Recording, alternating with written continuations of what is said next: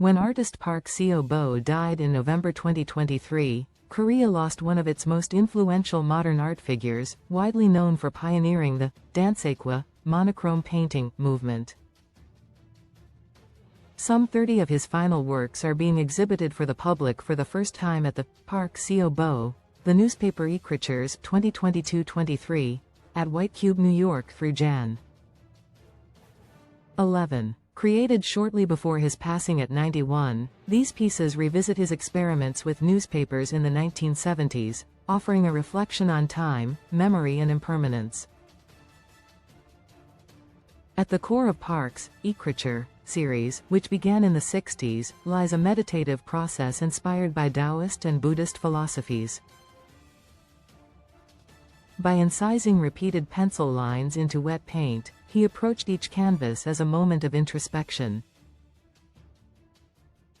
In his final Newspaper Ecriture works, Park retained this spiritual essence while adding a new dimension by using dated newspapers as a backdrop, amplifying the theme of time's passage. Park's return to Newspaper Ecriture was shaped by his awareness of his own mortality. Advanced age and terminal illness led him to work on a smaller scale, focusing on pieces that could be completed in a single sitting. The series incorporates newsprint from publications such as the New York Times, Le Monde and Chosun-Ilbo, with many French papers referencing his time in France. The newspapers are adhered to hanji, traditional Korean mulberry paper, then layered with white paint and incised with gestural pencil strokes. This technique allows faded mastheads and text to peek through, creating a contrast between the fleeting nature of news and the enduring presence of art. On the reverse of each piece, Park recorded the time and location of its creation.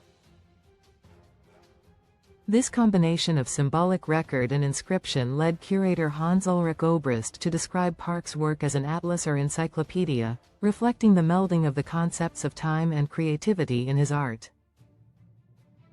In several works, the dates of publication hold special meaning.